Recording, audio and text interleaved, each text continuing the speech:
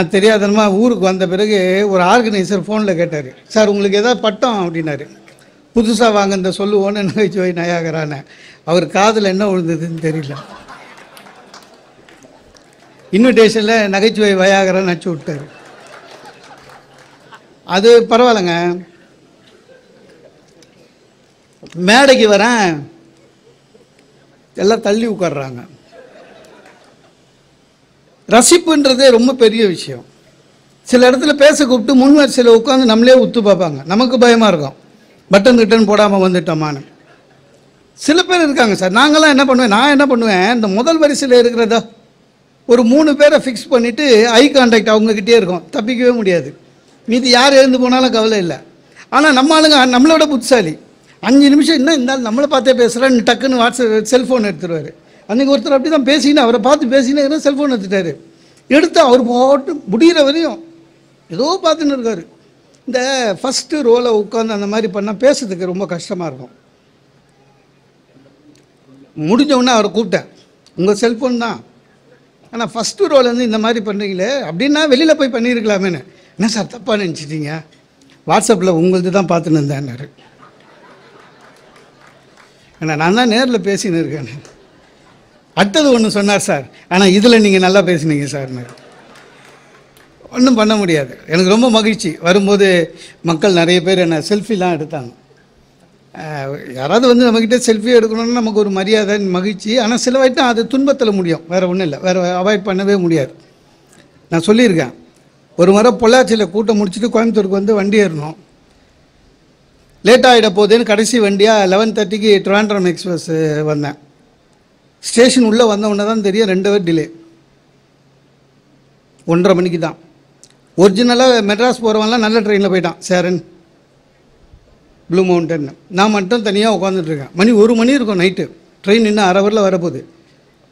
ஒரு constable night shift, railway police, first கிளாஸாக டிப்டாப்பாக வந்தார். சார், அவரும் உங்களை பற்றி எனக்கு தெரியும், யூடியூப்பில் பார்த்துருக்கேன், ரொம்ப நல்லது சார் அப்படின்னாரு. பார்த்தா நல்லா ஃப்ரெஷ்ஷாக இருக்கார். சார் ஒரு செல்ஃபி எடுத்துக்கலாமான்னார். நானா பொள்ளாச்சியில் பேசிட்டு வந்து சாப்பிட்டு தூக்க கலக்கத்தில் டயர்டாக இருக்கேன். இவர் ஃப்ரெஷ்ஷாக இருக்கார், நைட் ஷிஃப்ட்டுக்கு இப்போ தான் வந்தார், இனிமேல் தான் தூங்க போகிறாரு. இவர் கூட எப்படி நிற்குதுன்னு, அவர் வேறு 6 அடிக்கு மேலே இருக்கிறாரு, ஹெஃப்டி பாடி. வாங்க வாங்க வாங்கன்னு லைட்டுக்கு முன்னால் எப்படின்னாரு. நான் அவர் தோல் லைட்டு இருக்கேன். அசிங்கமாக இருக்கும் மூஞ்சி, எனக்கே தெரியும், ஏற்கனவே அசிங்கம். என்ன பண்ணுறதுன்னு தெரியாமல் சரி முகம்தான் சோர்வாக இருக்குது, நிற்கிறதாவது ஸ்டைலாக நிற்போன்னு சொல்லிட்டு சுவாமி விவேகானந்தர் ஞாபகத்துக்கு வந்தார். இப்படி நிற்பார் பார்த்துக்கிட்டீங்களா விவேகானந்தர், அந்த மாதிரி இப்படி நின்னேன் ஸ்டைலாக அப்படின்னு நான் நினச்சேன். அவர் ஒரு வார்த்தை சொன்னார், சார் என்ன சார் அக்யூஸ்ட் மாதிரி கை கட்டி நிற்கிறேன், கையை கீழே போட்டு ஃப்ரீயாக நில்லு சார்னாரு. அன்னிலேருந்து யாராவது செல்ஃபி எடுக்கலனாலே கை கட்டணுமா கையை விடணுமா. நிறைய பேர் இருக்காங்க சார், கேள்வி கேட்டே நம்மளை நாசம் பண்ணிவிடுவாங்க. அதாவது நிற்க அதற்கு தகதான் என்னோட தலைப்பு. எதை செய்ய வேண்டுமோ அதை செய்யணும், ஆனால் எதை செய்யக்கூடாதோ அதை செய்யறதுல நம்ம தெளிவாக இருக்கும். மற்றவங்கள கேள்வி கேட்கறது ரொம்ப ஈஸி, அவன் என்ன மனசு கஷ்டப்படுவான் அதை பற்றி கவலையே கிடையாது. திடீர்னு பேசிட்டு இறங்கணுன்னு இந்த வக்கீல் பையன் வக்கீல், டாக்டர் பையன் டாக்டரு, அந்த மாதிரி நம்மளை நினச்சின்னு இருக்காங்க. சார் உங்கள் அப்பா கூட பட்டிமன்றம் பேசுவாரா அப்படின்னா, நீங்கள் பேசுகிறீங்களே அப்படின்னா, நாங்கள் என்ன சித்த வைத்தியசாலையை நடத்துகிறோம், பாட்டனார் முப்பாட்டனார் பெரிய பாட்டனார்னு ஏதோ பேசுகிறேன் இல்லை. சில பேர் கேள்வியே கேட்டுட்ருப்பான். நீங்கள் நிறைய பேர் நம்ம ஊர்லேயும் இருப்பான், எது கேட்குதுன்னு தெரியாமல் இப்போ என்ன பண்ணுறீங்க பார்த்துக்கிறீங்களா, போன மாதம்தான் சொல்லியிருப்போம், இந்த மாதமும் கேட்பான் இப்போ என்ன பண்ணுறீங்கன்னு. இது சகஜமாக ஒரு கேள்வி கேட்கணுமே, ஏதோ ஒன்று கேட்கணும். என்ன ஒருத்தன் இப்போ என்ன பண்ணுறீங்கன்னா பேசுகிறேன்னு, இல்லை சாப்பாட்டுக்கு என்ன பண்ணுறீங்கன்னா, இல்லை பேசுகிறேன் பணம் கொடுப்பாங்கன்னு. அப்போது நீ வாயை வாடகை விட்டு சம்பாதிக்கிற அப்படின்னா முடிஞ்சு போச்சு. இந்த நாட்டில் தான் 1000 வருடம் 2000 வருடத்துக்கு முன்னால் நீதி நூல்கள் வந்த ஒரே நாடு உலகத்திலே தமிழ்நாடு மட்டும்தான். மக்களை ஒரு நல்ல வாழ்க்கைக்கு பயனாக கருத்துக்களை சொன்ன இலக்கியங்கள் நிறைந்த நாடு நம்முடைய நாடு. சார், தலைப்பு நிற்க அதற்கு தகன்னு கொடுத்துருக்கேன். வள்ளுவர் நமக்கு செல்வம்னா அது கல்வி செல்வம், கேள்வி செல்வம்னு வச்சுப்போமே. இந்த இரண்டிலுமே நம்ம எவ்வளோ அளவுக்கு இருக்கும். கல்வி செல்வம் வள்ளுவர் ரொம்ப அற்புதமாக சொல்கிறாரு. கற்க கசடர கற்பவை கற்ற பின் நிறுத்தி நிற்க அதற்கு தக. இந்த கற்பவையிலேயே வள்ளுவர் விளையாடியிருப்பார். கற்பவைனா சில பேர் கேளுங்களேன், நீங்கள் படித்து முடிச்சிட்டேன் சார் அப்படின்வான். எது பிஏ எக்கனாமிக்ஸ் படித்து முடிச்சிட்டேன்டுவான். படிப்பு முடியறது இல்லை, கல்வின்றது முடியறதே இல்லை. எந்த சப்ஜெக்ட் எடுத்தாலும் டெய்லி வளர்ந்துக்கிட்டே இருக்கு. அதனால தான் தொல்காப்பிய சூத்திரம் சொல்லுது, கற்பவை என்பதுனா படிச்சினா, மொத்தமாக படிச்சினா படிச்சுட்டு அதுபோல் நிற்க வேண்டும், அதுபோல் வாழ வேண்டும். அதுதான் வள்ளுவர். ஒன்றும் தெரியாததை ஒன்றும் எழுதலை, அவருக்கு புரியாதது ஒன்றும் எழுதலை சார். 133 அதிகாரம். அவர் என்ன பார்த்தாரோ அதை சரியாக பண்ணணும்னு. இப்போ தெரியாததை எழுத முடியாதுங்க. ஒரு ஒரு ஒரு ஆராய்ச்சி இருக்குது. வள்ளுவர் பிறந்தது மயிலாப்பூரா மதுரையான்னு. ஆனால் மயிலாப்பூர்னு முடிவுக்கு வந்ததுக்கு காரணம் தெரியுமா? ஒரு குறள் தான். பீலிப்பை சாகாடும் அச்சிரும் அப்பண்டம் சால மிகுத்து பெறின். அதாவது மயில் தோகையாக இருந்தால் கூட அது லேசு தான், ஆனால் ஒரு வண்டியில் அதை அளவுக்கு அதிகமாக வச்சா அச்சு முறிஞ்சு போவோன்னு வள்ளுவர் எழுதினார். அங்கே பிடிச்சாங்க. என்னென்னா, இவர் கடற்கரையோடு அப்போல்லாம் வாணிபம் வந்து கடலில் தான் நடந்தது. ஆக மதுரையில் இருப்பதற்கு சாத்தியக்கூறு இல்லை, இவர் மயிலையில் இருந்திருப்பார். ஏன்னா அந்த காலத்திலலாம் சென்னையே 4 ஊர் தான். திருவொற்றியூர், திருஅல்லிக்கேணி, திருமயிலை, திருவான்மியூர். இந்த 4 ஊர் தான் சென்னை. அப்போது கப்பல் வியாபாரத்தை பார்க்கும்போது அவர் அந்த குறளை எழுதியிருப்பார். அப்போ அவர் எது எழுதினார்? சமூகத்திலே அவர் பார்த்ததை எழுதினார். புலால் உண்ணாமை அப்படின்னா என்ன அர்த்தம்? அப்போது நம்ம நான்வெஜ் இருந்திருக்கு. கல்லுண்ணாமை, டாஸ்மாக் இருந்திருக்கு. பிறன்மனை நோக்காமை நம்ம ஆளுங்க அப்போ வந்திருக்கான். இருந்ததுனால தான் எழுதுறாரு. பொய் சொல்லாதேனால அப்போ பொய் சொல்கிறவன் இருந்திருக்கான். இந்த மாதிரி பார்த்ததை எழுதுறாரு சார். ரொம்ப தெளிவாக மனித குலத்திற்கு எது தேவை நமக்கு எல்லாருக்கும் தெரியுங்க. அன்பிலார் எல்லாம் தமக்குரியர், அன்பிலார் என்பும் உரியர் பிறர்க்கு. படிச்சிருக்கோம். அன்பு பற்றி நமக்கு தெரியும். எல்லாம் யாரை கேளுங்க, அன்பை பற்றி ஒரு 5 நிமிஷம் பேசுங்கன்னு 10 நிமிஷம் பேசுவோம். ஆனால் அந்த அன்பு நம்மக்கிட்ட இருக்கா? வள்ளுவன் சொன்னபடி இல்லை. அன்பே தெளிவாகவே நம்ம வந்து பின்பற்றணுமா? இல்லை சார். ரொம்ப இந்த உலகத்திலே தோன்றிய பெரிய மகான்கள் எல்லாமே சொன்னது அன்பு தான். இயேசு, புத்தர், காந்தி, நபிகள் நாயகம் எல்லாருமே அன்பை பற்றி தான் பேசியிருக்கோம். மனித நேயத்தினுடைய அடிப்படை அன்பு. நம்ம எத்தனை பேர் அதன்படி நடக்கிறோம்ன்றது தான் சிரமமான ஒரு கேள்வி. கண்ணதாசன் ரொம்ப அற்புதமாக ஒரு கவிதை பாடலில் சொல்லுவான், அன்பு மொழி கேட்டுவிட்டால் துன்ப நிலை மாறிவிடும். கண்ணதாசன் ஒன்றும் இல்லைங்க. கம்பன் ஒரு ராமாயணத்தில் ஒரு இடம் சொல்கிறான். அசோகவனத்தில் சீதை தூங்கிட்டு இருக்கா. வீடனுடைய மகள் திரிசடைன்னு பேர் வந்து சீதையை எழுப்புவா. எழுப்புன உடனே சீதை சொல்கிறா, ஐயோ எழுப்பிட்டியே, ஏன் என்ன ஆச்சு? இல்லை, ஒரு நல்ல கனவு கண்ணுன்னு நீ நடுவில் எழுப்பிட்ட. என்ன கனவு கண்டேன்னா, ராமன் வந்து என்னை கூட்டிகிட்டு போகிறதா கனவு கண்டுட்டே இருந்தால் நீ எழுப்பிட்டேன்னா. திருசடை சொல்லுவாளாம், இன்னமும் துயில்க அப்படின்னு. என்ன? சரி சரி தூங்குன்னு. கனவு கண்டினியூ ஆகாது. ஆனால் அந்த அன்பு என்ன சொல்லுது? ஐயோ உனக்கு நல்லது நடக்கிறதா நீ கனவு காண்ற, பரவாயில்ல தூங்கு, கனவு வரட்டும். அதுதான் அன்பு. இப்போது அதெல்லாம் தெரியும் சார். நம்ம அன்பாக இருக்கிறோமான்றது தான் சந்தேகமாக இருக்குது. ஒரு ஹாஸ்பிட்டலில் அட்மிட் பண்ணியிருக்கிற பேஷண்ட்டை பார்க்கறதுன்றதே ஒரு சம்பிரதாயம் சார். என்ன பேசணும்னு இருக்குது. நிறைய பேருக்கு இன்னும் அதுவே தெரியாது, தெரியுமா? என் சொந்தக்காரர் ஒருத்தர் ஹாஸ்பிட்டலில் இருந்தார். நான் போனால் அப்போ அவரோட சொந்தக்காரர் வர்றாரு. டிஸ்சார்ஜ் அன்னைக்கு கடைசி நாள் வரான். காஞ்சி போன 4 சாத்துக்குடி எடுத்துன்னு, எப்படி இருக்கீங்க? முடிஞ்சு போச்சு, நல்லா இருங்க. வந்த உடனே கேட்டான், சார் இந்த ஆஸ்பத்திரியில் அட்மிட் ஆனேன்னா, ஏன்னா இங்கே கிட்னி எடுப்பானுங்களேன்னா. அந்த அப்புறம் டிஸ்சார்ஜ் வரையும் வயிறு தடவின்னு இருந்தார். எடுத்துட்டானா, இனிமேல் தான் எடுக்க போகிறானா, ஒன்றும் புரியாது எனக்கேங்க. இந்த கொரோனா தடுப்பூசி 2வது தடுப்பூசி போட்டுட்டு காலையில் போட்டுன்னு வந்தேன். ஈவினிங் வெளில வந்து நிற்கிறேன். ஒன்றும் இல்லை, கம்ஃபர்டபுளாக இருந்தது. பக்கத்து வீட்டுக்காரன், காலைல ஊசி போட்டு வந்தீங்களா? ஆமாங்க. ஜுரம் வந்துதா அப்படின்னா. இல்லையேண்ணா. ஐயோ, தடுப்பூசி போட்டால் ஜுரம் வரணும் அப்படின்னா. பயந்துட்டேன், எனக்கு வரல. முதல் ஊசி போட்டும் போதே எனக்கு வரலங்கண்ணே. ஏதோ ப்ராப்ளம் இருக்குது, இப்போல்லாம் டூப்ளிகேட் ஊசியும் வந்துடுச்சான்ட்டான். சார் நீங்கள் நம்ப மாட்டீங்க, ஜுரம் வரணும்னு நான் பிள்ளையார்கிட்ட வேண்டிக்கினேன். அவன் கிளப்பி விட்டு போயிடுவான் சார். சில பேர் கேள்வி கேட்கறதுக்குன்னே வருவான் சார். ஒன்றும் பண்ண முடியாது.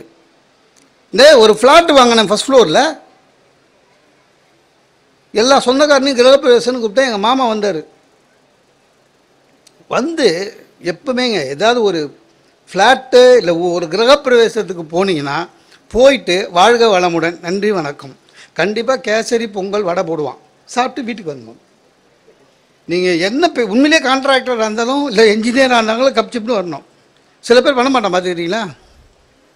எதெல்லாம் கேட்கக்கூடாதோ அதெல்லாம் லைனாக கேட்பான்.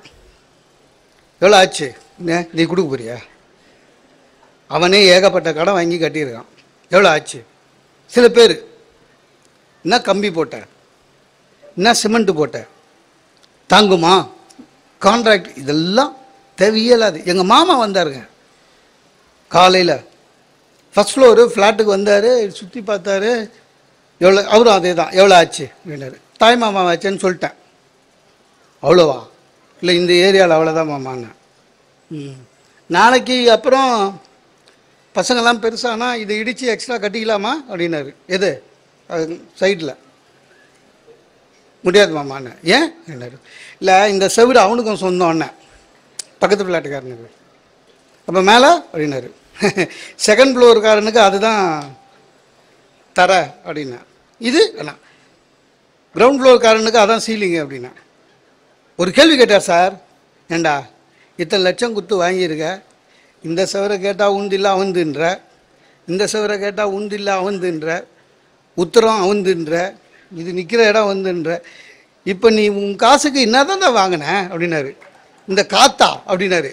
சார் எனக்கே அவர் கேட்டவுடனே ஆச்சரியமாயிடுச்சு, ஏமாந்துட்டோமோன்னு. இப்படிதான் சார் எல்லாமே அடக்கமாக இருக்கணும் வள்ளுவன் சொல்லியிருக்கான். நமக்கு நல்லா படிச்சிருக்கோம், எல்லாருக்கும் தெரியும் அடக்கமாக இருக்கணும். யாராவது இருக்கமா? அடக்கம் அமரருள் வைக்கும், ரைட்டு. எல்லாத்தையும் படிச்சுட்டு சாய்ஸில் தானே விடுறோம், இல்லை அதன்படி நிற்கவில்லை, அவ்வளோதானே. எத்தனை பேர் சொல்கிறான் சார், அவன் ஜெயிக்கணுன்றதுக்காகவே சொல்லுவான் பார்த்தீங்களா, அட் எனி காஸ்ட் நான் ஜெயிக்கணும். அந்த அட் எனி காஸ்ட்டை வந்து நீங்கள் அண்டர்லைன் பண்ணணும். என்ன, எப்படியாவது ஜெயிக்கணும், தர்ம முறையோ அதர்ம முறையோ எப்படியோ ஜெயிக்கணும். சில பேர் பார்த்தீங்கன்னா கொஞ்சம் தான் படிச்சிருப்பான், கொஞ்சம் தான் வசதி இருக்கும், ஆனால் பேச்சு அகங்காரம் இருக்கும், அடக்கம் இருக்காது. எனக்கே சொல்கிறான் சார் இன்னும், எனக்கே சொல்கிறான் சார், நான் இவருக்கு எல்லாம் தெரியுமா, இவருக்கு ஒருத்தன் சொல்கிறானா எனக்கே தெரியுமா. ஈதல் இசைப்பட வாழ்தல் அது வல்லது ஊதியம் இல்லை உயிருக்கு, வள்ளுவன். கொடுங்க. இதை தான் அந்த காலத்தில் இருந்து சார் வீடு கட்டும் போதே தின்ன வச்சு கட்டணுங்க நம்ம. ஏன்னா பாதசாரிகள் யாராவது வந்தால் உட்காந்துட்டு போவாங்கன்னு. இன்றைக்கி எல்லாம் கிடையாது, எதுவுமே கிடையாது, ரொம்ப கஷ்டம். ஒரு கொடுக்குற மனப்பான்மை போயிடுச்சு. விருந்தாளிங்களை மதிக்கிறதே போயிடுச்சு. முன்னெல்லாம் விருந்தாளிங்க யார் வீட்டுக்காவது போனால் கதவு திறந்தவொன்னே அவங்க நம்மளுக்கு முன்னால் பேச ஆரம்பிப்பா. வாங்க வாங்க, நேற்று தான் உங்களை பற்றி பேசிகிட்டு இருந்தோம், காலையில் காக்கா கத்திச்சு, யாரோ விருந்தாளி வரப்போகிறாங்க, நீங்கள் நல்லா வந்தீங்க வாங்க உட்காருங்க. அதெல்லாம் கிடையாதுங்க. இப்போ யார் வீட்டுக்காவது போகிறதா இருந்தாலே பயமாக இருக்குது. போன உடனே கொஞ்சம் நேரம் உட்கார வச்சு க்ரீன் டீன்னு ஒன்று கொடுக்குறாங்க சார். அது கொடுக்கறதுக்கு சும்மா இருக்கலாம். உனக்கு பிடிக்கும் எனக்கு பிடிக்குமான்னு கேட்க வேணாமா? ஒரு சக்கரை கிடையாது, ஒரு இது கிடையாது, வெறும் ஒரு இது. அது வந்து மட்டமான பேகு, 3 வாட்டி ஆட்டினா உள்ளே கிழிஞ்சு போயிடும். அதை குடிச்சிங்கன்னா ஒரு மாதத்துக்கு டீ குடிக்கிற எண்ணமே வராது எனக்கு. எல்லாமே அப்படி தான் சார். எல்லோரும் அனைவரும் வருகன்னு சொன்ன காலம் போயிடுச்சுங்க. இப்போ இன்விடேஷனில் ஆர்எஸ்விபின்னு போடுறான். அப்படின்னா என்ன அர்த்தம்? வரியா இல்லையா சொல்லிடு, சொல்லனா கிடையாது, ஆர்எஸ்விபின்னு போடுறான். லஞ்சு கொடுக்குறான், ஆனால் அதுக்கே ஒரு பேர் வைக்கிறான் பாருங்க, பிஸ்னஸ் லஞ்சுன்றான். அப்படின்னா என்ன அர்த்தம்? அப்படின்னா என்ன அர்த்தம்னா, யாருக்காவது தொப்பி போடுறதா இருந்தால் அவனை சாப்பாட்டுக்கு கூப்பிட்டு பேசி தொப்பி போட்டு அனுப்புறது பிஸ்னஸ் லஞ்சு. இந்த நாட்டில்தான் உலகத்திலேயே ஒழுக்கத்தில் சிறந்த நாடுன்னு இருந்த ஒரு நாடு இது. வள்ளுவன் அதுவும் தான் சொல்கிறான், உயிரினும் ஓம்பப்படும் ஒழுகு என்றால் பின்பற்றுவது. இந்த ஒழுக்கம் பின்பற்ற வேண்டிய ஒன்று. சார் பெரியார், தந்தை பெரியார் சொல்றாரு, ஒருவனிடம் பக்தி இல்லை என்றால் ஒன்றும் பிரச்சனை கிடையாது, ஆனால் ஒழுக்கம் இல்லை என்றால் அவன் வாழ்க்கை மோசமாகிவிடும். தந்தை பெரியார் சொல்றாரு. ஒழுக்கம் இருக்கானா? இல்லை. தனி மனித ஒழுக்கம் இல்லை. அதை ஒழுக்கமா இருக்கிறதையே குவாலிஃபிகேஷன் ஆக்கிட்டோம் சார். அதுதான் ரொம்ப வருத்தம். நம்மளே சொல்றோம், அந்த ஆபீசர் சார் ஸ்ட்ரைட் ஃபார்வர்ட். அப்ப ஆபீசர் ஸ்ட்ரைட் ஃபார்வர்ட் ஆபீசர்னு ஒரு ஆளை சொல்றான். அப்ப மீதி பேரு ஒழுக்கம் என்பது அடிப்படை எல்லாருக்கும். நான் முன்னாலேயே சொன்ன மாதிரி பிறன்மனை நோக்கா பேராண்மை இல்லை. சிவக சிந்தாமணி சொல்லுது, மற்ற பெண்களின் மீது உனக்கு இச்சை வந்தால் நீ மனிதனே இல்லைன்னு. எல்லா அறநூல்களும் அதுதான் சொல்லுது. நாடு இப்போ இருக்கிற நிலைமையில டெய்லி பேப்பர் எடுத்து பார்த்தா வருத்தமா இருக்கு. ஒண்ணுமே பண்ண முடியலங்க. முந்தானத்து சென்னை பதிப்பில் பார்த்தேன், ஒரு அம்மா ஹஸ்பண்டோட பிஎஃப் பென்ஷன் கிடைக்குதுன்னு அம்மிகள் எடுத்து தலையில் போட்டுக்குது. அந்த இறந்துட்டாரு. படிக்கும் போதே பதறுது. ஏன்னா திரும்பி பார்க்குறேன், என் ஒய்ஃப் அந்த நியூஸை படிச்சுன்னு இருக்கா. நமக்கும் பிஎஃப் இருக்கு, பென்ஷன் இருக்கு, நம்ம வீட்லேயும் அம்மிகள் இருக்கு, உதறுது. எப்படி இருந்த நாடு எப்படி ஆயிடுச்சு? இதெல்லாம் எதற்கு? அதற்கு தக நிற்கவில்லை. அதுதான் பிரச்சனை. எதுவாக இருந்தாலும் சார், வள்ளுவன் காட்டுகிற ஒரு உறவு முறை எப்படிப்பட்ட உறவு முறை? எவன் சிறந்த உறவுக்காரன் வள்ளுவர் ஒரு கோடு போடுறார் சார். யாரு நீ? உண்மையிலேயே பெரிய கணவான், உனக்கு செல்வம் இருக்கிறது என்றால் எது தெரியுமா? உன் சொந்தக்காரன் தான் உனக்கு செல்வம். நல்ல அன்பு செலுத்துகிற உறவு கிடைத்து விட்டால் உலகத்திலே உன்னை விட செல்வந்தன் யாரும் இல்லை, வள்ளுவர் சொல்றாரு. ஆனா எல்லார் வீட்லயுமே சொந்தக்காரங்க இருக்காங்க. பயமா இருக்கு. நாங்க வருஷத்துக்கு ஒரு முறை குலதெய்வம் கோயிலுக்கு போவோம், மாமா அத்தை எல்லாரும். இந்த கொரோனாவில் 2 வருஷம் போல, அதுக்கப்புறம் போனோம். எனக்கு நல்லா தெரிஞ்சு குலதெய்வ கோயிலுக்கு போனால் எந்த ஃபேமிலிக்குள்ளேயாவது சண்டை வராமல் வந்ததில்லை. உறவு அவ்வளோ கெட்டி. யாராவது சண்டை போட்டுப்பான். நான் ஒவ்வொரு வருஷமும் குலதெய்வத்துக்கிட்ட அதான் வேண்டிப்பேன், இந்த வாட்டியாவது யாரும் சண்டை போடக்கூடாதுன்னு. நிறைவேறவே இல்லை என்னோட ஆசை. இந்த முறை போனோம், அதே மாதிரி வழக்கம் போல் 2 பேர் முட்டினான். நான் நடுவில் நின்றுந்தேன். அதில் ஒரு உறவுக்காரர் என்னை பார்த்து சொன்னால், டேய் நீ 4 இடம் போய் பேசுகிறவன், நீ ஏன் நியாயத்தை சொல்லு அப்படின்னா. ரொம்ப மகிழ்ச்சியாக இருந்தது. அடடா நம்மளை அம்பையர் ஆக்கிட்டான் அப்படின்னு. உடனே அடுத்தவன் சொல்கிறான்னா, அவன் பெரிய ஆளா, அவன் படித்தா பெரிய ஆளா அப்படின்ட்டு அவனை விட்டான் சார். என்ன பிடிச்சிக்கினா? வீட்டுக்கு வான ஒரு வாட்டி கூப்பிட்ருக்கானா, வீட்டுக்கு போனால் சோறு போட்டிருக்கானா, ஏதாவது ஒரு ஊருக்கு கிளம்பிடுவான், ஒரு 10 பைசா கொடுக்கறது இல்லை எல்லாம். எனக்கு அம்பையர் போஸ்ட்டை ரிசைன் பண்ணிவிட்டு நம்மளே சண்டைக்கு போகலாமான்னு ஆயிடுச்சு. உறவுக்காரெல்லாம் அப்படி தான் சார், ஒன்றும் பண்ண முடியாது. இவங்ககிட்ட குற்றம் பார்க்கின் சுற்றம் இல்லை, கரெக்ட் தான். ஆனால் அதை எனக்கு தெரியுது, என் உறவுக்காரனுக்கு தெரியலையே. தயவு செஞ்சு உங்களுக்கு ஒன்று சொல்கிறேன், உங்கள் ரிலேஷன் யாராவது இன்விடேஷன், கல்யாண இன்விடேஷனில் அன்பளிப்பை தவிர்க்கவும் அப்படின்னு போட்டால் நம்பாதீங்க. ஏதாவது அன்பளிப்பை எதுவுமே கொடுத்துருங்க. அவன் சும்மா போடுறான். நிறைய பேருக்கு அது தெரியாமல் சும்மா போய் நிற்கிறோம். என் சொந்தக்காரன் ஒருத்தன் போட்டான், அன்பளிப்பை தவிர்க்கமுன்னு கொட்டை எழுத்துல சார். நானே சொன்னேன் என் ஒய்ஃபுக்கிட்ட, இன்னும் அன்பளிப்பை தவிர்க்கமுன்னு. என் ஒய்ஃப் ஒரு அட்வைஸ் பண்ணாங்க, ஒன்றும் இல்லைங்க வேணாம், ஒன்றும் கொடுக்க வேணாம். ஒரு மாதம் கழித்து மாப்பிள்ளையும் பொண்ணையும் வீட்டுக்கு கூப்பிட்டு விருந்து வச்சு ஏதாவது கொடுத்து அனுப்பலான்னா ரைட்டு அப்படின்னு போயிட்டு வந்துட்டேன் சார். ஒன்றும் கொடுக்கல கல்யாணத்தில். சரியா ஒரு 2 நாள் ஆச்சு கூப்பிட்டான். ஒரு கல்யாணத்துக்கு வந்தால் இன்விடேஷன் கொடுத்தேன், கல்யாணத்துக்கு வந்தேன், ஒன்றும் செய்யலை, மரியாதை செய்யலை அப்படின்னா. இல்லை மாமா அது என்ன இல்லை, நீ எல்லாம் படித்தவனா, நீ கைவீசின்னு வந்துட்டு கைவீசின்னு போயிட்ட கேட்குறான் சார். நம்மக்கிட்ட இதெல்லாம் பேச முடியல. நான் சொன்னேன், இல்லை மாமா, எனக்கு கோவம் வந்துடுச்சு. நான் சொன்னேன், மாமா நீ தானே சொன்ன அன்பளிப்பை தவிர்க்கவும்னு. அது சும்மா போட்டது. நான் இன்விடேஷன்லேயே நான் போட்டிருந்தேன், கல்யாண மண்டபத்துக்கு பஸ் ரூட்டுன்னு. நீ நான் பஸ்ஸில் வந்த கரெக்டாக, காரில் வரல. அது மாதிரி தான் ஒரு ஏதாவது ஒன்று போட்டால் நீ வந்து கொடுத்துட வேண்டியதான்னு நான் பயந்துட்டேன். சார் இப்படி தான் இருக்கானுங்க சார். குற்றம் பார்க்கின் சுற்றம் இல்லை என்று நமக்கு சொன்னது. ஆனால் அதுபடி யாரும் இருக்கிறதில்ல, நம்மளும் இருக்கிறதில்ல, நம்ம உறவுக்காரனும் இருக்கிறதில்ல. ஒரு இல்வாழ்வான் என்பான் யார்னா, வள்ளுவன் சொல்கிறான், இல்வாழ்வான் என்பவன் ஒரு வாழ்க்கை நல்ல விதமாக வாழ்பவன் யார் தெரியுமா? தன்னுடைய மகன், பெற்றோர், மனைவி, இந்த 3 பேரையும் சரிசமமாக மரியாதை கொடுத்து நல்ல முறையிலே அவர்களை ஆதரவு தந்தால் அவன் ஒழுங்காக வாழ்க்கையில் வாழ்பவன் என்று சொல்லுகிறான். நம்ம சரியாக தான் இருக்கோம், நமக்கு வர்றவங்க சரியா இல்லை. சார் 40 ஆண்கள் ஒரே வீட்டில் 10 வருஷம் ஒத்துமையாக இருப்பான் சார். 40 ஆம்பளை ஒரே ரூமில் 10 வருஷம் ஒத்துமையாக இருப்பான். எனக்கு தெரியும், பார்த்துருக்கேன். ஆனால் அவ்வளோ பெரிய வீட்டில் 2 லேடிஸை வச்சுட்டு நம்ம படுற கஷ்டம் நம்மளுக்கு தான் தெரியும். ரொம்ப கஷ்டம். என் ஒய்ஃபு ஒர்க் பண்ணுறாங்க. அவங்களுக்கு போன மாதம் ஆஃபீஸில் best women, year of the best women அப்படின்னு கொடுத்துட்டாங்க. கை தட்டாதீங்க.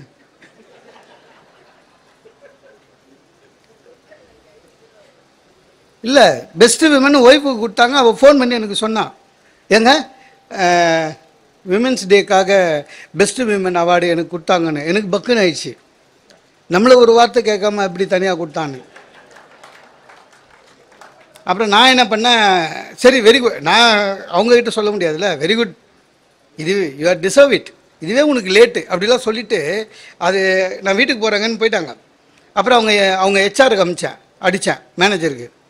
சார் ரொம்ப தேங்க்ஸ் சார், ஒய்ஃப் இப்போ தான் சொன்னாங்க அவங்களுக்கு பெஸ்ட்டு விமன் அவார்டு கொடுத்தீங்களாமே, ரொம்ப தேங்க்ஸ் சார். அவன் அப்படிலாம் ஒன்றும் இல்லைங்க, ஆஃபீஸில் 40 லேடிஸு, அதனால் அல்ஃபபெட்டிக் ஆர்டரில் ஒவ்வொரு வருஷம் ஒவ்வொருத்தருக்கு கொடுப்போம். இந்த வருஷம் உங்கள் ஒய்ஃபுக்கு கொடுத்துருக்கோம். ஏன்னா ஒரு வாட்டி கொடுத்துட்டா செகண்ட் ரவுண்டு வர்றதுக்குள்ளே அவங்க ரிட்டையர் ஆகிடுவாங்க. 40 வருஷம் ஆகுதுல்ல, அதனால் அந்த மாதிரிங்க. நான் அப்பா அப்படி தான், அதனால தான் கொடுத்தியான்னு. இல்லை என்ன ஆகிடுச்சிங்க, என் ஒய்ஃப் சீக்கிரம் வீட்டுக்கு வந்துட்டாங்க. அவன் என்ன பண்ணியிருக்கான், பெஸ்ட்டு விமன்னு போட்டு பெஸ்ட்டு விமன் ஆஃப் த இயர்னு போட்டு ஒரு சர்டிஃபிகேட் மட்டும் கொடுத்துருந்தா பரவாயில்லைங்க, ஒரு புத்தர் சிலையும் கொடுத்துட்டான். என் ஒய்ஃபு துருத்துன்னு போய் எங்கள் அம்மா கிட்ட, அத்தா எனக்கு வந்து ஆஃபீஸில் பெஸ்ட்டு விமன் அவார்டு கொடுத்துருக்காங்கன்னு சொன்னது தான். எந்த அம்மா சார் ஒத்துப்பாங்க, எந்த மாமியார் ஒத்துப்பாங்க சார் மருமகளை பெஸ்ட்டு விமன்னு? எங்கள் அம்மா பார்த்த உடனே என்ன பண்ணிட்டாங்க, இன்னும் கையில் அப்படின்னு இருக்காங்க, புத்தர் இருந்துச்சா, ஐயோ தூக்கி போடு அப்படின்ட்டாங்க. ஏன்? அம்மாம்மா வீட்டில் புத்தர் இருக்கக்கூடாது, வீடு உருப்படாதுன்ட்டாங்க. எங்கள் அம்மாவுக்கு என்னென்னா புத்தர் மேலே வெறுப்பு இல்லை, புத்தர் இருக்கக்கூடாது, அந்த வீடு சரி வராது. நான் போகிறேன், என் ஒய்ஃப் ஒரு பக்கம் கத்துறாங்க, எங்கள் அம்மா ஒரு பக்கம் கத்துறாங்க. என் ஒய்ஃப் சொல்கிறா, எனக்கு மரியாதை கொடுத்து ஆஃபீஸில் புத்தர் கொடுத்தாங்க, உங்கள் அம்மா இப்படி பேசுகிறாங்களேன்னு. எங்கள் அம்மா என்ன சொல்கிறாங்க, புத்தர் இருக்கக்கூடாது வீட்டில், வீடு உருப்படாதுன்னாங்க. அவங்கள பொறுத்தளவுக்கு, அவங்க படிக்காதவங்க சார், அவங்கள பொறுத்தளவுக்கு புத்தர்னா நடு ராத்திரியில் ஒய்ஃபையும் குழந்தையும் விட்டுட்டு ஓடினவர், அவ்வளோதான் அவங்களுக்கு. அதனால் வீடு விளங்காதுன்ட்டாங்க. இப்போ நான் வந்து எங்கள் அம்மா கிட்டே உட்காந்து புத்தர் நல்லவர், அவர் வந்து போதி மரத்துக்கு போனார், பேருண்மையை பெற்றார், 8 பேருண்மையை சொன்னார், அதெல்லாம் சொன்னால் ஏற்றுக்க மாட்டாங்க. இவோ எனக்கு இந்த வீட்டில் ஒன்றும் இல்லை, ஒரு புத்தர் சிலை வைக்க. அப்புறம் ஒரு வழியாக ஒய்ஃபுக்கிட்ட சொல்லி, நீ இந்த புத்தரை ஆஃபீஸ்லேயே வை, அப்போ தான் போகிற வரவங்களாம் ஒன்று விசாரிப்பாங்க, இங்கே வீட்டில் இவங்களுக்கு மரியாதை தெரியல சொல்லி விட்டேன். எல்லாமே அப்படி தான், ஒரு ஒத்துமை கிடையாதுங்க. வள்ளுவர் சொல்லியிருக்காரு, யார் நின்று அதுபடி நடக்கிறாங்க. வீட்டில் இருக்கிறவர்கள் அன்பாக, பையன்கிட்ட அன்பாக இருக்கணும், அம்மா கிட்ட இருக்கிறோம் சார். வீட்டில் 32 இன்ச்சு டிவிங்க ஹாலில். இல்லை என்ன பிரச்சனைனா, சீரியலே பார்க்கக்கூடாது. ஆனால் 8லேருந்து 8:30 மணி வரையும் எங்கள் அம்மா ஒரு சீரியல் பார்க்குறாங்க, அதே 8லேருந்து 8:30 வரையும் வேறு சேனலில் ஒரு சீரியல் ஒய்ஃபு பார்க்குறாங்க. 2த்துக்கும் சண்டை, இதுக்கு ஒரு பஞ்சாயத்து. அப்புறம் நான் சொன்னேன், சரி விடுப்பா, இதுக்காக போய் அம்மா பார்த்துன்னு போட்டோம், உனக்கு ஒரு 26 இன்ச்சு ஏதாவது ஒன்று வாங்கி தரேன், நீ பெட்ரூமில் வச்சு பாரு. அப்போது உங்கள் அம்மாவுக்கு 32 இன்ச்சு, எனக்கு 22 இன்ச்சான்றா. ஒரு இன்ச்சு கூட ஒத்துமை கிடையாது. இவங்களை வச்சுன்னு என்னங்க பண்ணுறது? கணவனே கண் கண்ட தெய்வம், அதெல்லாம் யார் நினைக்கிறா சார்? 20 வருஷத்துக்கு முன்னால் ஹஸ்பண்டு சாப்பிட்ட தட்டு இருக்குல்ல, அதில் தான் ஒய்ஃப் சாப்பிடுவாங்களாம். அப்போது நம்ம அவ்வளோலாம் எதிர்பார்க்கல சார். ரசம் ஊற்றும் போதே சாப்பிட்டு உடனே ஏந்திராதீங்க, தட்டை கழுவிட்டு வைங்கன்றா. சாப்பாடே இறங்காது உள்ள நம்மளுக்கு. 20 வருஷத்துக்கு முன்னாலெல்லாம் கணவனை எழுப்பும்போது காலங்காலில் குளிச்சுட்டு கணவனோட காலை நம்ம அவ்வளோலாம் எதிர்பார்க்கல சார். ஆனால் 7 மணிக்கு பையன் காதுகிட்ட வந்து கத்துறான், எழுந்துக்கலன்னா அம்மா தண்ணி ஊற்ற சொல்லிச்சின்னு. என்ன பண்ண முடியும்? எது எடுத்தாலும் சார் ஒரு ஒரு ஒரு ஒரு இது பேச்சுக்கு ப்ரிப்பேர் பண்ணிருக்கிறோம், ஒரு புக்கை எடுக்கிறோம், பாயிண்ட் ஏதாவது பார்க்குறோம், புக்கை வச்சுட்டு இன்னொரு புக்கை எடுப்போம், அப்படி தானே பார்க்குறோம். என் ஒய்ஃபுக்கு என்னென்னா எடுத்தால் உடனே அங்கே வச்சிடணும். புக்கை எடுத்த இடத்துல வைங்க, எடுத்த இடத்துல வைங்க, உடனே வைங்க, எடுத்த இடத்துல வைங்க. ரொம்ப தொல்லை. ஒரு நாள் கோவம் தாங்க முடியல. நான் சொன்னேன், 20 வருஷத்துக்கு முன்னால் உன்னை வண்ணாரப்பேட்டையிலேருந்து எடுத்துன்னு வந்தேன், திருப்பி வச்சிடவான்னு. கப் சிப்புன்னு ஆயிடுச்சு. இல்லை இப்படிலாம் பையனை ஒழுங்கா ஏன் கேட்குது? டிவிக்கு நம்ம ஃபேமிலியில் நமக்கு ஒரு கண்ட்ரோலும் இல்லை, ரிமோட் கண்ட்ரோலே நம்மக்கிட்ட கிடையாதுங்க. பையன் மிஸ்டர் பீன் பார்த்துன்னுக்குறான், எப்போ பாரு. தம்பி இது ஏன்டா பார்த்துன்னுக்குறேன்னா, அவரை பார்த்தா உன்ன மாதிரியே இருக்குது பாடுறான். நம்ம என்ன பண்ண முடியும் சார்? எதுவாக இருந்தாலும் ஒரு தந்தை மகனுக்கு என்ன செய்ய வேண்டும் வள்ளுவர் சொல்லியிருக்கார். யாராவது அதை செய்கிறோமா? யாராவது செய்கிறோமா சார்? ஒரு குழந்தைக்கு பெரிய ரோல் மாடல் எது தெரியுமா? யார் தெரியுமா? அப்பா அம்மா தான், தந்தை தான் முதல்ல. செய்கிறோமா? இல்லை. ஒருத்தர் அவங்க பையனை போட்டு அடிச்சுனுக்கிறாரு. சார் ஏங்க அடிக்கிறீங்கன்னு பாருங்க சார், விற்கிற விலைவாசியில் விவரமே தெரியாமல் இருக்கான்னாரு. என்னென்ன A4 பேப்பரை வந்து காசு கொடுத்து வாங்கியிருக்கான் சார், என்கிட்ட சொன்ன ஆஃபீஸ்லேருந்து எடுத்துன்னு வர மாட்டேன் அப்படின்றாரு. பையன் பார்க்குறான், ஓ அதெல்லாம் வந்து வாங்கிறது இல்லை, எடுத்துன்னு வர்றதுன்னு. இதுவா அறம் செய்ய விரும்புன்னு வாத்தியார் சொல்லி கொடுக்குறாரு. பையன் வீட்டுக்கு வரான், பிச்சைக்கார வாசலில் வரான், பிச்சைன்னா அப்பா வந்து இல்லைன்றார். பையன் பார்க்குறான், அப்பா ஏன் இல்லைன்றார் தான் உண்மையிலே அவர்கிட்ட இல்லை. ஆனால் லேடிஸ் வந்து ரொம்ப புத்திசாலி, எந்த பிச்சைக்காரனுக்கிட்டையும் இல்லைன்னு சொல்ல மாட்டாங்க, போயிட்டு அப்புறம் வாடினாங்க. அப்புறம் வந்தால் சொத்தை எழுதி வைக்க போகிற, அதே ஊசி போன ரசம்தான், ஆனால் சொல்லி அனுப்புவாங்க. அதில் ஒரு பெட்ரு. பையன் நம்மக்கிட்டே சொல்கிறான், சார் உண்மையிலே நீ டம்மி பீஸு சார் அப்பா அப்படின்றான். உண்மையிலே நீ டம்மி பீஸு பண்ணுறான். யாரா சொன்னதுன்னா அம்மா தான் சொன்னாங்கன்னா. இந்த ஒரு குடும்பத்தை அமைப்பு ரோல் மாடல் சார். நாம் எப்படி வளர்க்கிறோமோ அப்படி தான் பிள்ளை வரும். வள்ளுவன் சொல்கிறான், நீ எப்படி வந்து இருக்கிறியோ அப்படி தான் உன் குழந்தை இருக்கும், அது மாதிரி வளர்க்கணும் சார். ராமன் காட்டுக்கு போன்னு தயாரதன் சொல்லிட்டாரு. ராமன் காட்டுக்கு போக தயாராக இருக்கான். இலக்குவன் வருகிறான். இலக்குவன் வந்து கோவப்படுறான். நம்ம அப்பாவா சொன்னார் உன்னை, தோ அப்பாவை எதிர்க்கிறேன்னா.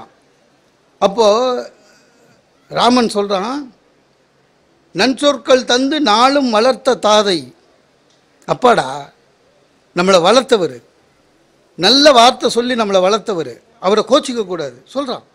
ஆனால் இன்றைக்கி புரிதலே இல்லை சார். எல்லா பெற்றோரும் ஒன்று கேட்டதெல்லாம் கொடுக்குறோம், இல்லைன்னா ஒன்றுமே கொடுக்க மாட்டோம். புரிதல் இல்லை. சில பெற்றோர்கள் ரொம்ப கஷ்டம் அவங்கள வச்சுக்கிட்டு. பெற்றோர்கள் அவங்க வந்து எப்போவுமே 30 வருஷத்துக்கு முன்னால் இருப்பாங்க, பார்த்துக்கிறீங்களா? நான்லாம் அந்த காலத்தில் செருப்பே கிடையாது. உனக்கு இல்லை, நான் என்ன பண்ணுறது? நான்லாம் மத்தியானம் ஸ்கூலில் சாப்பிட்டவன். சரி என்ன இப்போ அதுக்கு தப்பாக வளர்க்குறது குழந்தைங்கள. ஒரு பையன் முடி வெட்டின்னு வரான். அப்பா எங்கே முடி வெட்டினேன் அப்படின்னாரு. சொன்னான், எவ்வளோ கொடுத்த? 300 ரூபாண்ணா. முடி வெட்டு 300 ரூபாவாண்ணா. இப்போ அதுக்கும் ஜிஎஸ்டி போட்டானுங்க சார். முடி வெட்டு 300 ரூபாவா அப்படின்னாரு. நீ நேஷ்னல் சலூனில் போய் வெட்டுறதானேன்னு. இந்த நேஷ்னல் சலூன் அவர் சொல்கிற சலூன் அவர் போய் வெட்டுறது. அது 47க்கு முன்னால் ஆரம்பித்த சலூனு. ஆமாங்க, அந்த போர்ட்லேயே நேரு, வல்லபாய் பட்டேல், அவங்க லாலா லஜபதி ராய் ஃபோட்டோலாம் இருக்கும்.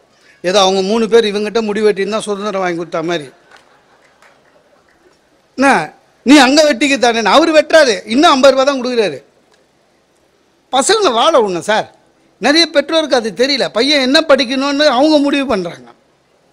குழந்தைங்களாம் இருக்கும்போது குழந்தைய பார்த்து என்ன வர போகிற, டாக்டர், என்ஜினியர் அப்படின்னு. +2 படித்த பையனை கேட்டால் தெரில சார், அப்பாவை கேளுங்கன்றான். ஏன்னா அப்பா தான் முடிவு பண்ணுறான் என்ன படிக்கணும்னு.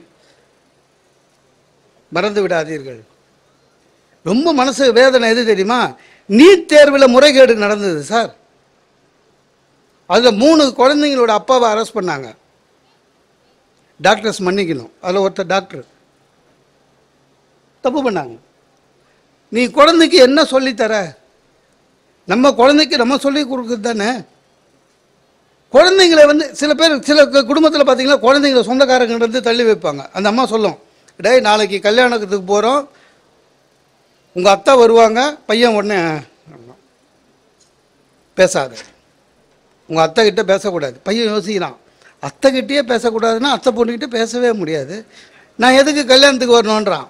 வரணும், அதாவது இவனை எப்படி வளர்த்துக்கிறாங்கன்னு ஊருக்கு காமிக்கணும் அந்த அம்மா. அதனால் நீ வா, ஆனால் பேசக்கூடாது. எப்படியோ ஒரு குழந்தை காதலிக்குது, காதலிக்கிட்டோம், நாடு மாறுதுங்க. அதுக்கு ஒரு பெரிய அப்பனாவது பரவாயில்ல சார், அப்பாவாது பையன் காதலிக்கிறான் அப்படின்னோடனே ஒரே வார்த்தை தான் எல்லா அப்பாவும் சொல்லுவாங்க, இனிமேல் நீ எனக்கு பிள்ளை இல்லை, நான் உனக்கு அப்பா இல்லைன்னு. பையன் சொல்லுவான், நானே சொல்லணும்னு நினச்சிருந்தேன், நீ முந்திக்கினப்பான்னு. ஆனால் அம்மா அங்கே அப்பவும் அந்த மாதிரி சொல்ல மாட்டாங்க சார். அம்மா டக்குன்னு இந்த பொண்ணு எப்படா லவ் பண்ண அப்படின்வாங்க. பார்த்துக்கிட்டீங்களா, இதையே 2 வாட்டி சொன்ன உடனே இவன் தான் சொல்கிறான், நம்ம கிடச்சது அந்த பொண்ணு தான் பண்ணுறான். இந்த மூஞ்சி எப்படா லவ் பண்ண இவனே யோசிக்கிறான், ஒருவேளை தப்பு பண்ணிட்டோமா அம்மா சொன்ன மாதிரின்னு. ஆக குழந்தைங்களை வளர்க்கறதுக்கு ரோல் மாடலாக இருக்கணும் அப்பாவும் அம்மாவும். இருக்கிறோமா? இல்லை சார். இலக்கிய மனித குலத்துக்கு செய்த பெரிய இது என்ன தெரியுமா, விதி என்ற ஒரு சொல் இருக்குது, அது மனுஷனுக்கு கொடுத்த ஒரு போனஸ் மாதிரிங்க. என்னென்ன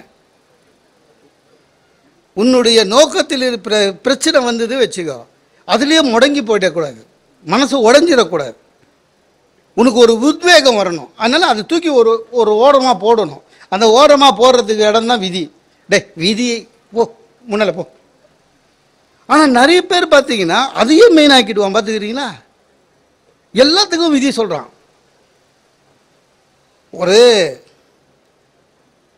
இபி ஆஃபீஸுக்கு போகணும், டைம் தெரியும், கவர்மெண்ட் ஆஃபீஸ்னால் முன்ன பின்ன இருக்கும், எல்லாம் தெளிவாகின்னு போகணும். 3 பிறகு போவான் சார். போயிட்டு தான் சொல்லுவான், என் விதி சார், எப்போ இருந்தாலும் மூடிடுறானுங்க. நீ 9 மணிக்கு போ.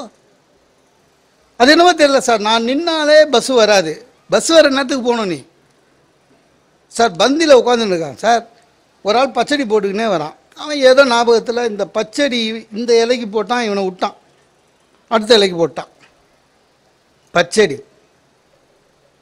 இவன் பச்சடி சாப்பிட்டது இல்லையா வாழ்க்கையில், விட்டுற வேண்டியது தானே. அந்த பச்சடி போடுறவன் அந்த லைன் போகிறவரையும் அப்படியே பார்ப்பான். இனி கூப்பிடு, போடு அப்படின்னு போட்டுருவான். பக்கத்தில் இருக்கிறவன் சும்மா இருக்க மாட்டான், பச்சடி போடல போல இருக்கு. இவன் சொல்கிறான், எப்பவுமே அப்படி தான் சார், என் விதி, நான் எங்கள் அம்மாவுக்கு 5ஆவது புள்ள, முதல் பிள்ளையாக இருந்தால் பிரதமர் ஆகிடுவியா, அப்போவும் நீ பச்சடிக்கு தான் உட்காந்து இருக்க போகிற. எதுக்கு எல்லாமே சார். நமக்கு விதின்றது ஒரு நீ மனசு தளராமல் இருக்கிறதுக்காக வந்தது. நதியின் பிழை என்று நறுமுனையில் இன்மை விதியின் பிழை, கம்பன் சொல்கிறான். இளங்கோவடிகள் சொல்கிறாரு, ஊழ்வினை உறுத்து வந்து ஊட்டும், இளங்கோவடிகள் சொல்கிறாரு.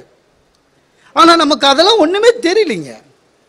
இறை நம்பிக்கை வேண்டும் வேண்டும், மூட நம்பிக்கையை ஒழிக்கணும்னு நம்ம இலக்கியங்கள் எல்லாமே சொல்லுது, எல்லாருக்கும் தெரியும், எல்லாரும் படிக்கிறோம். இப்போ என்னன்னா இந்த காலகட்டத்தில் நிறைய வளர்ந்துருச்சு, நிறைய வந்துடுச்சு சார். சயின்ஸும் மெடிக்கலும் எத்தனையோ டிபார்ட்மெண்ட்டை கண்டுபிடிச்சிருக்காங்க sir. Cardiology, radiology, neurology, nephrology, எத்தனையோ லாஜி கண்டுபிடிச்சிருக்கான். நம்மால் ஓரமாக உட்காந்து நேமியாலஜின்னு ஒன்று கண்டுபிடிச்சான்.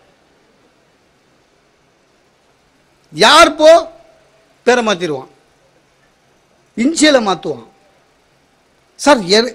ஒரு ஒரு ஒரு நேமியாலஜிஸ்ட்டு சொன்னார், ஒருத்தன் போனான் வாழ்க்கை ரொம்ப சோகமாக இருக்குது. பேர் என்ன? ராம்.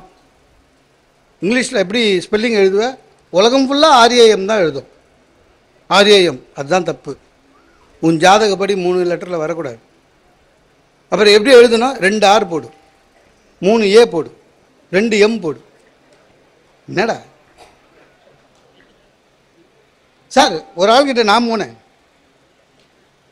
பேர் மோகன சுந்தரம்னு. நல்ல பேர் தானே. நான் எனக்கே ஆச்சரியமாயிடுச்சு. யார் போனாலும் மாற்றிடுவானே, ஒருவேளை நம்ம வெளில சொல்லிவிடுவோன்னு இவன் சொல்ல மாட்டான் போல இதுன்னு. அடுத்தது கேட்டான், அவங்க இன்சியல் என்ன அப்படின்னா எஸ்ன்னு. அங்கே தான் அதான் ப்ராப்ளம். அதை மட்டும் நீங்கள் மாற்றினீங்கன்னா எங்கேயோ போயிடுவீங்க. நான் எங்கள் அப்பா எனக்குன்னு வச்சுட்டு போனது 2 லட்ச ரூபா கடனும் இன்சியல் மட்டும்தான். எல்லாமே அப்படி தான் சார். எதுக்கு எடுத்தாலும் மூட நம்பிக்கை. அதுவும் இந்த வாட்ஸ்அப்லாம் வந்த பிறகு மூட நம்பிக்கை ரொம்ப அதிகமாகிடுச்சு. அது இந்த போன பொங்கலுக்கு ஏதோ வாட்ஸ்அப் குரூப்லேருந்து வந்திருக்கு. எது? என் தங்கச்சிக்கு. எங்கள் தங்கச்சி பல்லாவரத்தில் இருக்காங்க. ஏன்னா அமைச்சிருக்கான், இந்த பொங்கல் வந்த நாள் ஆண்களுக்கு உயிருக்கு உத்தரவாதம் இல்லை. ஏற்கனவே 2 வருஷம் உயிருக்கு உத்தரவாதம் இல்லாமல் தான் இருந்தோம். உயிருக்கு உத்தரவாதம் இல்லை, அதனால் பெண்கள் மனைவிமார்கள் என்ன பண்ணணும், அகல் விளக்கு ஏற்றி வாசப்படியில் வைக்கணும் அப்படின்னு எவனோ கொளுத்து விட்டு போயிட்டான். அதை அப்படி இப்படி போய் என் தங்கச்சிக்கு போயிடுச்சு, எங்களுக்கு வரல. அன்றைக்கின்னு பார்த்து லேண்ட்லைன் அடிக்குது. என் ஒய்ஃப் எடுத்தாங்க. என் ஒய்ஃப் எடுத்து ம் ம் ம் அப்படின்னு வச்சா. இந்த பேசாமல் வெறும் ஊன்னு சொன்னால் அது எங்கள் ஆளுங்க பேசுகிறாங்கன்னு அர்த்தம். அப்புறம் நானே கேட்டேன், யாருன்னு? உங்கள் தங்கச்சி அப்படின்னு போயிட்டான். என்ன சொல்லிச்சு தங்கச்சின்னு? இல்லை ஏதோ ஆண்கள் உயிருக்கு ஆபத்தான், அதனால் ஒய்ஃபுங்கெல்லாம் அகல் விளக்கு வாசப்படியில் வைக்கணுமா அப்படின்ட்டு சமையல் வேலை கவனிக்கிறா. எனக்கு பக்குன்னு ஆயிடுச்சு. சார் உயிர் சார், அது எந்து. அப்புறம் பாவமாக சமையல் வாசப்படிக்கிட்டே நின்று கேட்டேன், நீ விளக்கு ஏற்றுவியா அப்படின்னு. அடா உங்கள் தங்கச்சிக்கும் வேலை இல்லை, உங்களுக்கு வேலை இல்லை, போங்க. பயந்துட்டேங்க, ஏற்றாமல் விட்டுற போகிறாளுன்னு. மூட நம்பிக்கை தான். ஆனால் தெரிஞ்சிடுச்சே, 2 அகல் விளக்கு ஏற்றதில் என்னங்க நஷ்டம்? அப்புறம் திருப்பி ஏன் ஏற்ற மாட்டியான்னு. உங்கள் தங்கச்சி சொல்லி எது நடந்துக்குது அப்படின்றா. அதாவது எங்கள் தங்கச்சி சொன்னது நடந்ததா இல்லையான்னு என்னை வச்சு டெஸ்ட் பண்ணுறான் சார். அப்புறம் வேறு வழியில் உயிர் நம்மள்தா விட்டுட்டு நானே என் தங்கச்சிக்கு ஃபோன் பண்ணி கேட்டேன், இந்த அகல் விளக்கு ஒய்ஃப் தான் ஏற்றணுமா இல்லை அவங்கவுங்களே ஏற்றிக்கலாமா? இன்ஸ்டண்டானா. அப்புறம் நம்ப மாட்டீங்க, 2 அகல் விளக்கை ஏற்றி வாசப்படிலே நின்று போயிடுங்க. எதுவாக இருந்தாலும் சரி, இலக்கியங்கள் நமக்கு காட்டுவது வாழ்க்கை வளமாக வாழ்வதற்கான வழி. ஆனால் படிக்கிறோம், மனப்பாடம் செய்கிறோம், சில சமயம் மற்றவங்களுக்கு நம்ம எடுத்து சொல்கிறோம், ஆனால் நாம் நடக்கிறோமா என்றால் இல்லை. சார், அண்ணன் தம்பி ஒத்துமையை பற்றி எவ்வளோ பேசியாச்சு. ராமாயணமும் மகாபாரதமும் நமக்கு சொன்ன கருத்தே அதுதான், அடிப்படை கருத்து அதான், சகோதர பாசம். இன்றைக்கி எத்தனை பேர் வீட்டில் சகோதர பாசம் எனக்கு? இன்றைக்கும் ஹைகோர்ட்டில் கேஸு, சிவில் கேஸு, அண்ணன் தம்பி சண்டை தான் அதிகம். என் ஃப்ரெண்டு வீட்டில் கிரகப்பிரவேசம் பண்ணான் சார், ரொம்ப மாடர்னைஸாக பண்ணான், வீடு பக்காவாக கட்டினான். உள்ளே போனால் எல்லாம் கிராண்டாக இருந்தது. சில பேர் அதை பெருமையாக வேறு சொல்லுவாங்க, பார்த்துக்கிறீங்களா? எல்லா எலக்ட்ரானிக்கும் பெருசுடா, என்ன ரிமோட் எடுத்தான், அலெக்ஸா ஏசி ஆன் அப்படின்னா டக்குன்னு ஏசி ஆன் ஆகுது, அலெக்ஸா டிவி ஆன் அப்படின்னா டிவி ஆன் ஆகுது எல்லாம். அப்புறம் நான் கேட்டேன், சரிடா உங்கள் அம்மா எங்கே? எங்கள் அம்மா அண்ணன் வீட்டில் இருக்கிறாங்க. அண்ணா, உங்கள் அண்ணன் வரல? அண்ணா, அவனை பற்றி சொல்லாத, எனக்கு கோவம் வரும். அண்ணா, என் கிரகப்பிரவேசத்துக்கு எல்லோரும் கூப்பிட்ருக்கான், அண்ணன் இல்லை. ஏன்டா அண்ணன்? எங்கள் அண்ணனுக்கு எனக்கும் சண்டைண்ணா. என்ன சண்டைண்ணா? இல்லைடா, எங்கள் அம்மாவை 1 மாதம் அவன் வீடு 1 மாதம் என் வீடுன்னு தான் நாங்கள் பேசி இருக்கோம். எங்கள் அம்மா ஜனவரி மாதம் அங்கே இருந்தாங்க, நான் பிப்ரவரி மாதம் இங்கே வர வச்சுட்டு பிப்ரவரி 28 எடுத்து போய் விட்டான். அப்போ எங்கள் அண்ணன் எனக்கு சண்டை போட்டான். என்னடா சண்டை போட்டான்னு? பின்னா ஜனவரி 31 நாள் அம்மா என்கிட்ட இருந்தாங்க, நீ பிப்ரவரி 28 நாள்லேயே திருப்பி எடுத்துகிட்டு வந்துட்ட, மறுபடியும் மார்ச் 31 நாள் நான் வச்சுருக்கிறதா அப்படின்னு எனக்கு அவனுக்கு சண்டை பேச்சுவார்த்தை விட்டேன். நான் இலக்கியம் சொல்லுது அண்ணன் தம்பி சண்டையை பற்றி, அண்ணன் தம்பி ஒத்துமையை பற்றி இலக்கியம் சொல்லுது. ஒன்றும் பண்ண முடியலைங்க. எதை நாம் நினைத்து வாழ்கிறோம் சார்? ஒன்றும் இல்லை. மானுடத்தை சரியாக மானுடத்தின்படி வாழ வேண்டிய ஒரு இலக்கியங்கள் சொன்ன கருத்துக்களை நாம் படித்தோம், புரிந்து கொண்டோம், மற்றவர்களுக்கு அதை சொல்லிக் கொடுக்கிறோம், நமக்கே தெரிகிறது. ஆனால் அதற்கு வள்ளுவன் சொன்ன நிற்க அதற்கு தக இல்லை. அதுதான். அதாவது ராமாயணத்தில் ஒரு போர்க்காட்சி வருது.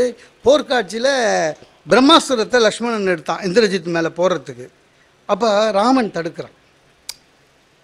அதுக்காக பிரம்மாஸ்திரத்தை போட்டுறாங்க. ஏன்னா பிரம்மாஸ்திரம் போட்டால் அவன் ஒருத்தர் இல்லை, நாசமாக போயிடும். ஆட்டு மாதிரி, அணுகுண்டு மாதிரி எல்லாரும் செத்து போயிடுவாங்க. வேண்டாம். அந்த அளவுக்கு மனிதநேயம் இருந்த நாடு பூமி இது. ஆனால் இப்போ எல்லாம் போச்சு, எல்லாமே போச்சு சார். இந்த உலகத்தில் மனிதநேயம் போயிடுச்சு. நிற்க அதற்கு தக.